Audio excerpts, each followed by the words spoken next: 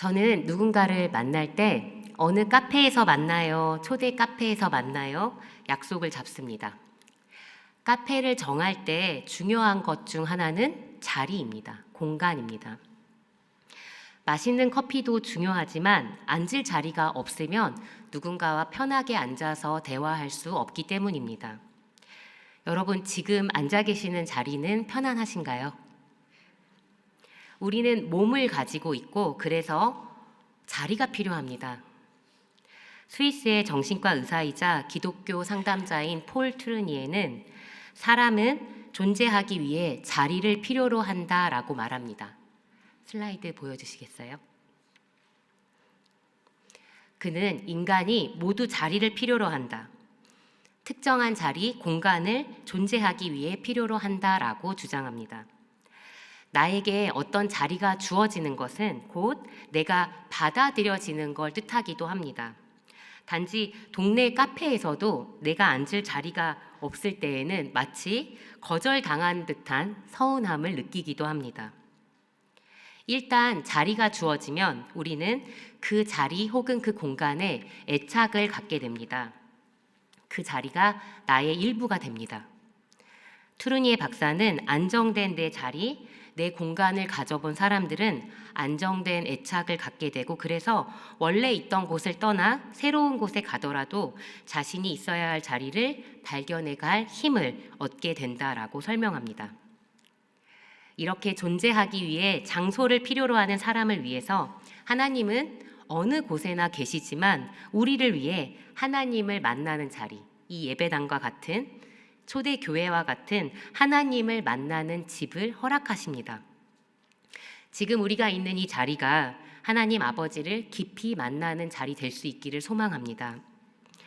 오늘 요한복음 14장 1절에서 6절까지는 예수님께서 십자가를 지시기 전날 밤에 불안해하는 제자들에게 집에 관한 약속, 자리에 대한, 우리가 있을 자리에 대한 약속을 해주시는 장면입니다. 예수님의 이 약속이 우리에게 왜 깊은 위로가 되는지 먼저 이해하고 이 약속이 오늘 이 땅을 살아가는 우리에게 주는 지혜를 같이 살펴보려고 합니다. 요한복음 14장은 예수님의 다락방 강화, The Upper Room Discourse에 속합니다. 다락방에서 제자들과 마지막 만찬을 마치시고 십자가 고난을 바로 코앞에 두신 예수님께서 제자들에게 고별 설교를 해주십니다. 바로 앞장 요한복음 13장에서 예수님은 제자들이 좀 이해하기 힘든 여러 이야기들을 하셨습니다.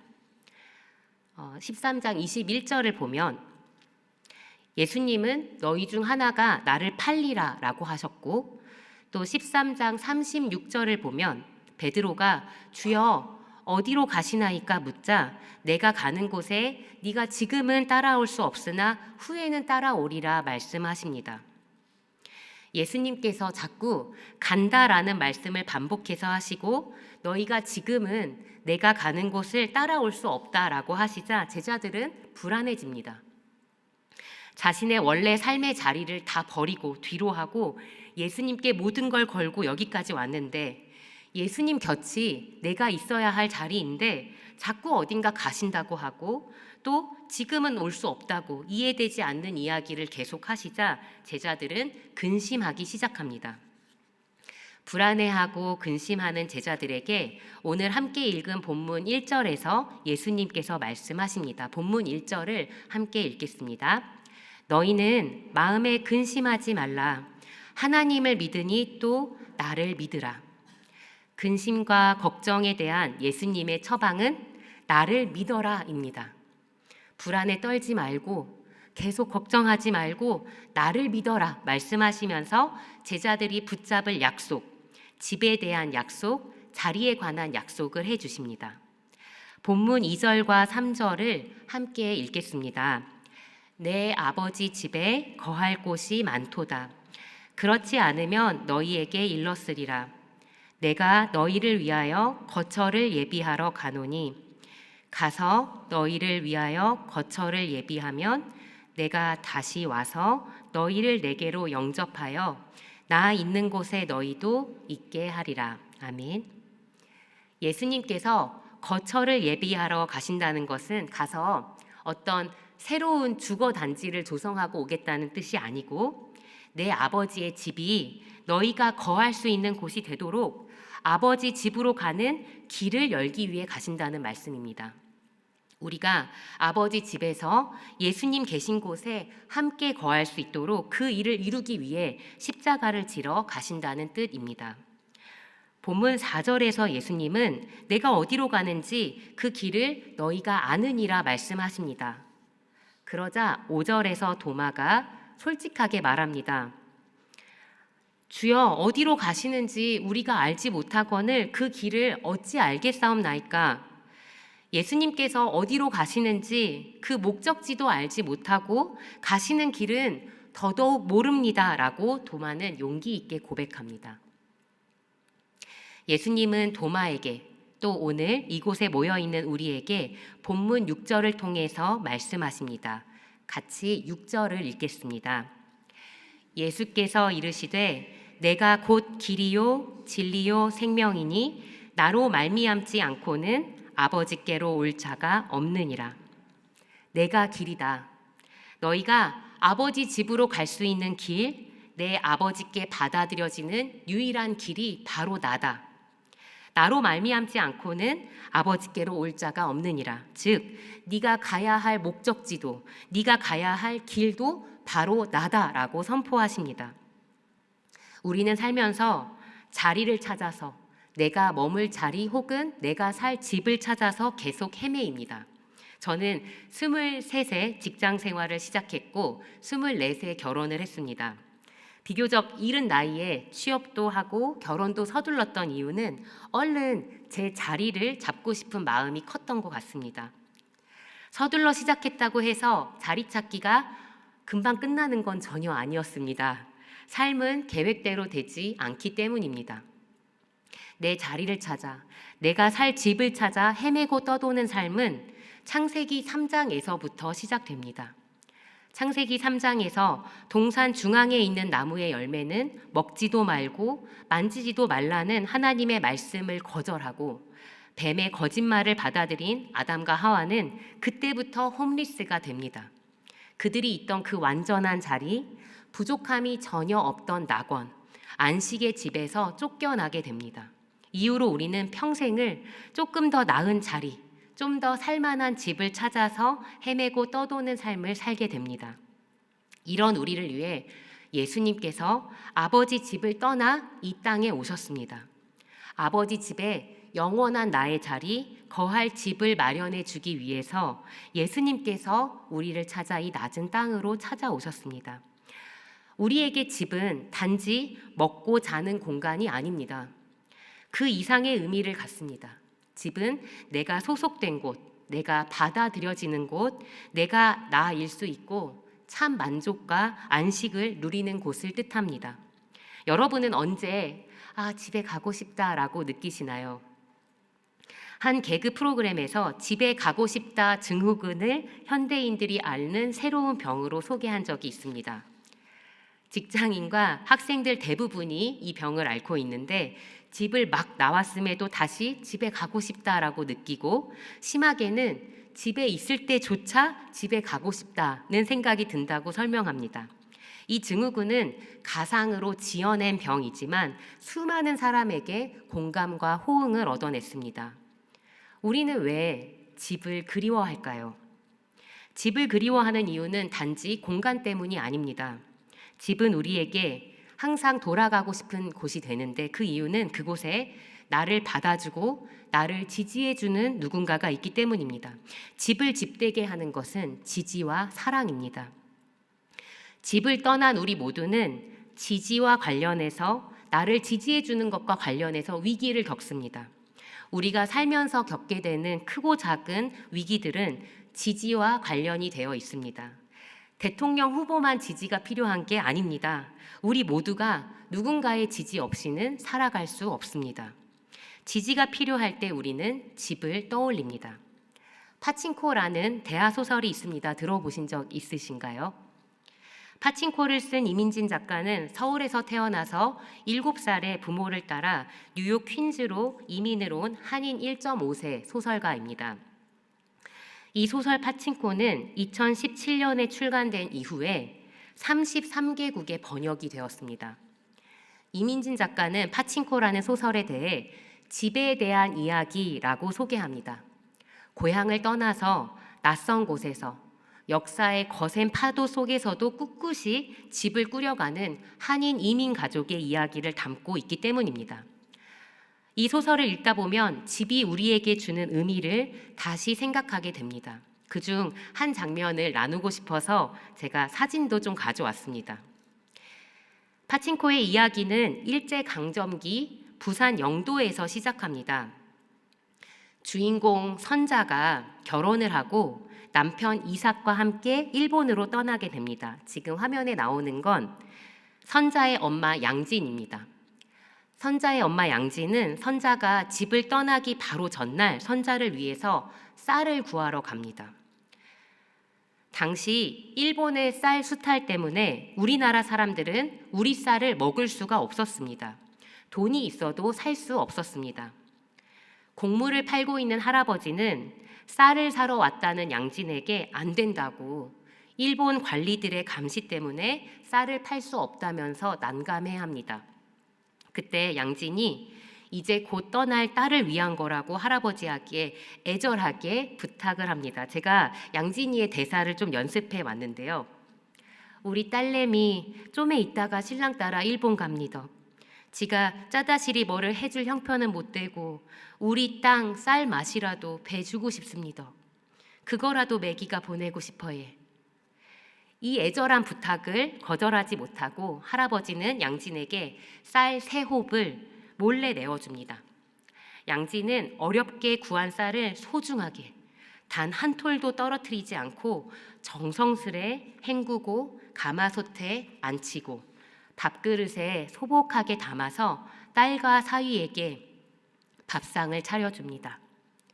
딸 선자는 엄마의 애틋한 마음이 담긴 이 하얀 밥을 보며 눈물이 솟아나지만 꾹꾹 눈물을 삼키며 밥을 먹습니다. 그리고 평생 그 쌀밥의 맛과 따뜻함, 엄마의 마음을 수십 년이 지난 후에도 기억하며 눈물을 흘립니다. 이 장면을 보며 저도 친정 엄마가 떠올랐습니다. 저는 8년 전 미국에 나오게 됐는데 그 전까지 단 한 번도 미국에 살 거라는 생각을 해본 적이 없습니다. 딸을 먼 이국 땅으로 처음 보내면서 엄마는 이제 헤어져야 하는 순간인데 곧 헤어져야만 하는데 제 곁을 계속 쫓아오시면서 선아 잘 살아라, 선아 잘 살아라, 선아 잘 살아라 울면서 말씀하셨습니다. 그 순간을, 그 눈빛과 그 눈물을 저는 아직도 잊지 못합니다. 우리가 집을 그리워하는 이유는 이러한 사랑과 지지 때문입니다. 본문에서 예수님이 훌쩍 떠나버릴까 불안해하는 제자들에게, 그리고 낯선 땅에서 걱정을 멈추지 못하는 우리에게도 말씀하십니다. 불안해하지 말고 나를 믿어라. 내가 너에게 영원한 집이 되어주겠다. 네가 찾고 있는 그 자리, 무한한 지지, 변치 않는 영원한 지지를 받는 자리를 내가 너에게 줄 것이다. 나를 믿어라. 약속하십니다. 살면서 우리는 절대적인 지지를 필요로 합니다.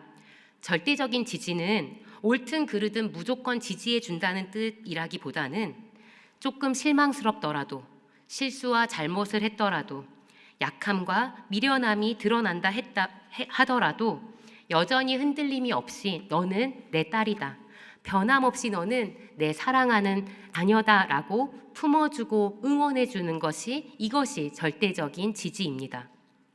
저는 지난 여름 몇 년 만에 한국 친정집에 다녀왔습니다. 정말 오랜만에 엄마가 차려주신 밥을 먹으면서 저는 생각했습니다. 나에게 익숙한 이 맛, 우리 엄마가 만든 김치, 수백 번 먹어본 이 밥과 국, 나만 아는 이 맛이 단지 제 배만 부르게 하는 게 아니고 저에게 다시 살아갈 힘을 주는 듯한 느낌을 받았습니다. 하지만 우리는 엄마 밥을 늘 먹을 수 없습니다. 언젠가 반드시 엄마를 떠나야 하고 또 엄마를 보내야 합니다. 저는 힘들고 지칠 때 엄마 생각이 많이 납니다. 그럼에도 엄마에게 연락하지 못할 때가 많습니다. 나로 인해 엄마가 얼마나 걱정할지, 그 마음에 얼마나 짐을 줄지 알기 때문에 차마 나누지 못할 때가 종종 있습니다.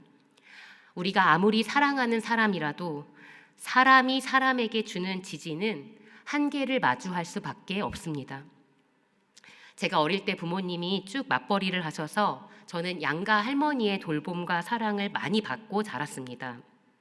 지난 여름 몇 년 만에 96세이신 우리 외할머니도 찾아뵙고 할머니와 두 손을 꼭 맞잡고 할머니가 제일 좋아하시는 찬송가를 부르고 또 부르고 또 부르고 했습니다. 제 속이 따뜻해지는, 마음에 기쁨이 가득해지는 시간이었습니다. 그런데 할머니 집을 나와야 하는데 어쩌면 다시 우리 할머니를 뵙기 어려울 수 있다는 생각에 이렇게 할머니 손을 붙잡고 눈 맞추며 노래하는 게 마지막일 수도 있다는 생각 때문에 자꾸 발걸음이 서성거리게 되고 눈물이 흘러나왔습니다. 우리를 늘 지지해주는 엄마, 우리를 마냥 사랑해주는 할머니가 우리 곁에 영원히 계실 수는 없습니다. 우리 또한 나 자신보다도 더 사랑하는 내 자녀 곁을 영원히 지켜줄 수가 없습니다. 언젠가 반드시 홀로 남겨지거나 혹은 홀로 떠나게 될 우리들에게 예수님은 오늘 죽음을 넘어서는 영원한 지지와 영원한 집, 예수님과 함께 거할 영원한 집을 약속해 주고 계십니다. 누가복음 9장 58절에서 예수님은 말씀하셨습니다. 여우도 굴이 있고 공중에 새도 집이 있으되 인자는 머리 둘 곳이 없도다. 예수님은 우리에게 영원한 집을 마련해 주기 위해 아버지 집을 떠나 이 낮은 땅에 오셔서 머리를 기댈 자리조차 없는 홈리스의 삶을 사셨습니다. 그리고 십자가 위에서 예수님은 우리를 위해, 우리를 대신해 완전한 거절과 버려짐을 당하셨습니다.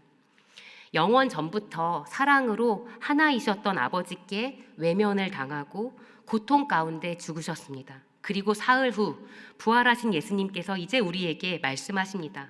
딸아, 아들아, 불안해하지 말아라, 걱정하지 말아라. 어떤 약함이나 어떤 병이나 어떤 죽음도 절대 깨트릴 수 없는 영원하고 온전한 지지를 내가 너에게 줄 것이다 약속하십니다. 예수님의 이 약속, 영원한 집에 대한 약속, 절대적인 지지를 약속하시는 이 약속이 아직 이 땅을 밟고 있는 우리에게 주는 지혜는 무엇일까요? 오늘 이 땅을 사는 동안 우리가 이 영원한 집을 기억하며 어떻게 살아가야 할까요? 본문 2절에서 내 아버지 집에 거할 곳이 많도다 말씀하셨을 때 거할 곳으로 번역된 헬라어 단어가 오늘 요한복음 14장 23절에서도 쓰입니다. 신약에서 딱 2번 이 단어가 쓰이는데 예수님께서만 이 단어를 사용하셨습니다. 요한복음 14장 23절을 소리내어 함께 읽겠습니다. 예수께서 대답하여 이르시되 사람이 나를 사랑하면 내 말을 지키리니 내 아버지께서 그를 사랑하실 것이요 우리가 그에게 가서 거처를 그와 함께 하리라. 여기서 거처, 영어로 홈이라고 번역된 이 단어는 모네라는 헬라어입니다. 방, 거처, 집, 맨션 등으로 번역이 됩니다. 예수님은 본문 2절에서 사용하신 단어를 본문 23절에서 동일하게 쓰시면서 누구든지 나를 사랑하면, 나를 사랑해서 내 말을 지키면 내 아버지께서 그를 사랑하고 우리가 그에게 가서 그와 함께 우리 집을 만들 것이다 라고 약속하십니다. 즉 예수님을 사랑하는 자의 몸과 마음이 그 자리가 하나님께서 오셔서 머무시는 집이 된다는 것입니다. 제가 대학생 때 겨울연가라는 드라마가 인기를 끌었습니다. 남자 주인공 준상이가 여자 주인공 유진이에게 물었습니다. 결혼하면 어떤 집에 살고 싶어요? 그러자 유진이가 대답합니다. 정말 사랑한다면 그런 건 중요하지 않은 것 같아요. 사랑하는 사람에게는 서로의 마음이 가장 좋은 집이잖아요. 예수님을 더 사랑하는 것. 그래서 예수님의 말씀을 기억하고 내 안에 담고 지키는 것. 이걸 통해 우리 자신이 이 땅에서 예수님의 집으로, 하나님께서 오셔서 기뻐하며 머무시는 집으로 살아갈 수 있습니다. 그리고 한 걸음 더 나아가서 예수님께 영원한 집과 절대적인 지지를 약속받은 우리는 우리 서로에게도 좋은 집이 되어줄 수 있습니다. 아무리 고되고 팍팍한 삶을 살더라도 우리를 위해 예비된 집, 또 그 집에 예수님이 계신 것을 기억하면 우리는 누군가에게 잠깐 쉬어가는 자리, 위로의 자리를 내어줄 수 있습니다. 아까 소개한 소설 파친코에서 엄마 양지는 딸 선자를 일본으로 가는 배에 태우기 직전에 선자에게 당부합니다. 선자야, 앞으로 너의 일은 좋은 집을 만드는 것이다. Make a good home. 남편 이삭을 위해 또 너의 아이를 위해서 좋은 집을 만들어야 한다. 딸의 손을 꼭 잡고 말해줍니다. 여러분은 여러분의 배우자에게 또 여러분의 자녀에게 어떤 집으로 살고 계신가요? 집에 돌아왔는데 눈을 맞춰주는 사람도 없고 하루를 어떻게 지냈는지 말을 걸어주는 사람도 없고 있으나 마나 마치 없는 사람처럼 존재감이 하나도 없는 사람처럼 대한다면 그 집은 우리에게 텅 빈 마음, 쓸쓸함과 외로움을 남길 것입니다. 얼굴이라는 단어는 어리 깃든 굴이라는 순 우리말입니다. 우리의 얼굴이, 엄마의 얼굴과 아빠의 얼굴이 아이에게 집이 됩니다. 엄마가 미소 지으며 다정하게 내 이름을 부를 때, 나를 토닥이고 안아줄 때, 내 머리를 쓰다듬을 때 그때 집이 비로소 집이 됩니다. 집이 되는 순간은 그곳에 나를 받아주고 사랑해주는 이가 있을 때입니다. 우리가 서로를 대할 때도 눈맞춤과 반가운 인사로 서로 이름을 불러주면서 또 미소를 지어주며 서로를 맞아주는 집, 환영하고 보듬는 집이 되어줄 수 있습니다. 우리가 예수님께 받고 있는 이 절대적인 지지를 기억하면 서로에게 한 번 더 기회를 주고 너그러워질 수 있습니다. 예수님께 이미 받은 용서와 계속 받고 있는 그 지지로 인해 우리 자신도 용서와 지지를 한 번 더 흘려보내는 너그러운 집이 될 수 있습니다. 이것이 예수님의 약속을 받은 우리에게 오늘 예수님께서 나눠주시는 지혜입니다. 말씀을 정리합니다. 우리는 항상 집을 그리워합니다. 집을 그리워하는 이유는 우리에게 지지가 필요하기 때문입니다. 우리가 겪는 크고 작은 여러 위기들은 지지와 관련이 됩니다. 우리가 찾는 건 절대적인 지지, 변치 않는 영원한 지지입니다. 그리고 이것은 예수님께서만 주실 수 있는 지지입니다. 예수님은 오늘 우리에게 예수님과 함께 거할 영원한 집을 약속하십니다. 아버지 집에 나를 위한 자리를 마련해 주기 위해서 예수님은 아버지 집을 떠나 이 낮은 땅에 오셔서 잠깐 머리둘 곳조차 없는 삶을 사시고 십자가를 지시고 우리 대신 완전한 거절과 버려짐을 받고 죽으셨습니다. 사흘 만에 다시 사신 예수님께서 우리에게 주고 계시는 지지는 이제 죽음을 넘어서는 완전한 지지입니다. 우리의 약함과 부족함이 드러나도 실망스러운 행동을 몇 번이나 반복한다 하더라도 예수님의 우리를 향한 사랑과 지지는 흔들리지 않습니다. 내치거나 버리지 않으십니다. 사랑하시되 끝까지 사랑하십니다. 약하고 부족한 너여서 오히려 더 사랑한다. 너는 내 영원한 자녀다 말씀하십니다. 이 무한한 지지를 받고 있는 우리가 예수님을 더 뜨겁게 사랑하는 집이 되기 원합니다. 또 예수님이 내 안에 풍성히 거하심으로 나의 가족에게 또 나의 이웃에게 사랑과 용서, 지지를 넉넉히 흘려보내는 집으로 살 수 있기를 간절히 기도하고 응원합니다.